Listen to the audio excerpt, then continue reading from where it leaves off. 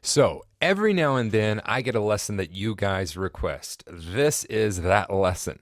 I posted a lesson not too long ago on a cymbal review as well as how to tune your drum set, those types of things. I got a ton of requests to do a small, just informational lesson on how to hit a cymbal. So what you're going to learn in this video is how to properly hit a cymbal, some cymbal care once the cymbal is on the stand, and some cymbal care once the cymbal is off the stand, plus just some typical cymbal advice. And I encourage you, if you think, well, this isn't for me, just flip through it and let it play and see, because as I was researching some things, just to make sure I had all my bases covered, I actually refreshed some things for myself that I had forgotten or that, I didn't remember or whatnot. So this is going to be how to properly hit a cymbal. We're going to start off with the proper way to strike a cymbal. First, we need to look at how we angle the cymbal before we even strike it. Angling the cymbal flat is going to cause the cymbal to crack, because whenever you come at the cymbal straight on, you're hitting the edge of the cymbal. That's not the proper way to hit the cymbal. Also, angling the cymbal too much is just as bad as angling the cymbal flat. The thing is, it's just as bad also as over tightening the wing nut on the top. The thing with angling it flat like this is when you hit it, it restricts the motion. Anytime you restrict the motion of that cymbal, once you've hit it, you're going to increase the chances that it will crack. Now, if you're having cracking along the bell or cracking right here at the edge, a straight crack, at the base of the bell or a straight crack, those come from either over-tightening the cymbal or from placing the cymbal at too much of an angle. So don't restrict the motion. The cymbal should be able to kind of freely flop around, if you will. Now, let's talk about striking the cymbal. The two ways we do not strike the cymbal. We do not strike at the cymbal, so right at the edge, and we also do not strike straight on the cymbal or through the cymbal. So a strike like this or a strike like this is incorrect. And you might be saying, well, how else do you hit the cymbal? Well, let me show you. You're going to hit the cymbal with a glancing motion. If you watch your favorite drummers, they never hit straight through the cymbal. So it's not like you're chopping wood coming straight through. We're not trying to chop through it. What we're doing is we're trying to draw a tone out of the cymbal. So your cymbal hit will look much more like an arc. You'll hit the cymbal and you'll come off this way, or you'll hit the cymbal and you'll come off this way. So like so.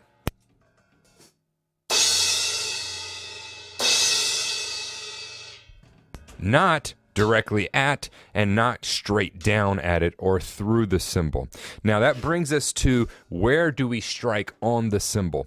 Whenever I'm striking a crash cymbal or a ride, whenever I'm kind of getting my ride to crash a little bit, the point that you want to hit is right at about an inch from the edge of that cymbal. Right between the edge and about half an inch to an inch is where you're aiming to hit, because that's the place where you're going to get the most tone out of the cymbal. Now, before I go any further, some of you guys might be saying, Steven, dude, my favorite drummer, Keith Carlick, or my favorite drummer, Dave Weckl, or, Dave DeCincio, or Steve Smith, or you can go through all the drummers and they all set their cymbals up differently. You might be saying, well, they play it that way and it's correct. If you'll look at how those guys are playing, and they're far better than I am and more experienced. If you look at how they're playing those, take Keith Carlock, for example. He has his cymbals tilted much more than I would tilt mine. But if you watch his playing, when Keith comes to hit a cymbal, he hits it properly. He hits it at the proper place. So he's not striking down on the face of the cymbal and restricting the motion. He actually hits it at the proper place for the cymbal to kind of ring and bring out the sound. And so he's adjusted his playing to how the cymbals are tilted. That's most comfortable for him. Anytime you see a drummer like that, some drummers you'll see with their cymbals flat, but their cymbals will be very low, so they'll be up very high. And whenever they come down on the cymbal, they're crashing in the same place. Okay, so a lot of times look at how that player is playing that particular cymbal. I will say you want to avoid extreme cymbal heights or extreme cymbal depths. So you want, it's natural. If you take your cymbal up here, you're going to be striking it on the edge where you don't need to. All of those things, having it too tilted, having it flat, striking straight on, striking straight down or through is going to give you cracking. Okay, that's where that comes from. Now, let's look at the ride cymbal. I wanted to say, I get asked a couple times, hit with the tip or with the shaft of the stick. It doesn't matter. It depends on what sound you want. Some guys say, you'll crack it if you hit with the shaft of the stick. That is untrue. It's just not true. Hitting with the tip or the shaft does not affect whether that cymbal cracks. It just depends on where you're hitting that cymbal and applying the pressure. I will take a chance to say that you can actually get 3 distinct tones out of the ride cymbal bell, and a lot of people don't know this. My very first drum teacher told me this. You can get, of course, the sound you get with the tip. You can get the sound you get with the shaft. But there's also the sweet spot right between the tip and the shaft that you can hit and get a completely different sound. So I'll play all 3. I'll play the tip, then I'll play the shaft, and then I'll play that sweet spot.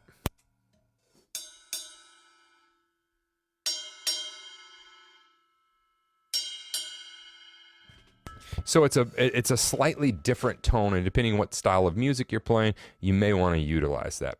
That's how we strike the crash cymbal, ride cymbal. Hi-hats are the same way. If you notice your sticks are getting too chopped up, like they're just getting eaten up like beavers, then you're probably striking at the cymbal too much like that. Let's talk about some cymbal care once you put the cymbal actually on the stand. Putting the cymbal on the stand, the proper placement for that cymbal is you're going to have the cymbal stand with probably a bolt at the bottom of it. Never set your cymbal on top of that bolt. You want a washer on top of that. You want the washer to be facing curved sides down, not curved sides up. Okay, so that allows the cymbal to flop around, if you want to use that term again. So what you'll need whenever you're putting your cymbal on is you need some type of washer, whether it be metal or plastic. You need a cymbal sleeve to cover the shaft of this cymbal stand. After the cymbal sleeve, we want a felt.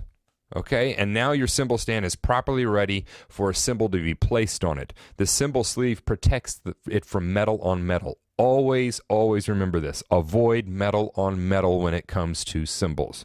That leads to cracking. Any dings in the cymbal is going to weaken it. Now, after you put your cymbal on top of that piece of felt, you're going to put another felt on there, and then we're going to put a wing nut on top of that and tighten it down. Do not over-tighten it. Over-tightening the wing nut restricts the motion of the cymbal, and we said earlier leads to what? Cracking. Right? So you want to avoid over-tightening it. Give it enough room to have some play. Also on the hi-hat, you want your hi-hat to have enough room to play. There's also an adjustment on the bottom of your hi-hat. Usually it's some type of screw. Doing that slightly tilts the bottom hi-hat. If you're having problem with air, getting an air pocket in your hi-hat, and you'll know if you do, they're sticking together and they sound weird. Screw that a little bit in, and that's going to tilt that cymbal and allow you not to get that weird air pocket in there. That's what that's there for. All right, now, once we take the cymbal off of the cymbal stand, how do we approach it? Well, never place your cymbal on the edge. You'll see some guys do that, but unless there's some kind of carpet or cushioning underneath that, don't do that. The best way to store a cymbal is flat down, not on its bell, not on the edge, but flat, laying flat on the ground. It makes it hard to pick them up, but flat on the ground is the best way to store them. If you're going to store them on top of each other, put a piece of cloth, a towel, piece of plastic in between each cymbal, again, to avoid that metal on metal, avoid the scratching and the dinging. If you have a flight case, and I was guilty of this, when I was touring, I had a flight case. It had a metal rod in the middle that the cymbal slid over. I didn't have that metal rod covered. And I should have, because when it's getting thrown around, what's happening? There's metal on metal, and it's gonna mess up the key or the hole right there in your cymbal. So again, make sure that's covered with some kind of plastic or some kind of tape. And one other side note is, don't play your cymbals cold or don't play them extremely hot.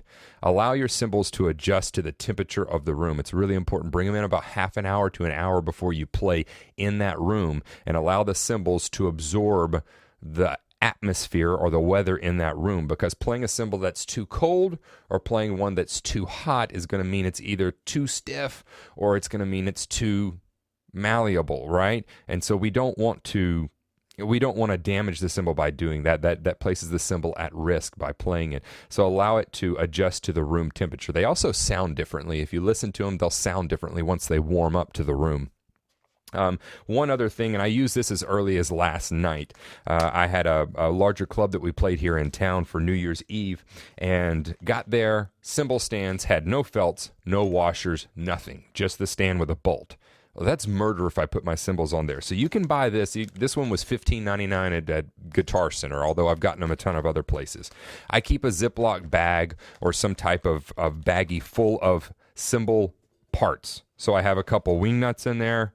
I have a couple of felts, lots of felts actually, different sizes. I have a couple different size washers, and I have a couple different size cymbal sleeves. And that way, when you get there, all I did was take out my bag and popped on everything. At the end of the night, I put it back all in my emergency kit, as I call it, and drove away. Okay, so that's it's important that you really care for these cymbals properly. If you guys have any experience with this, if you have any advice, or hey, I cracked my cymbal by doing this, definitely don't do that.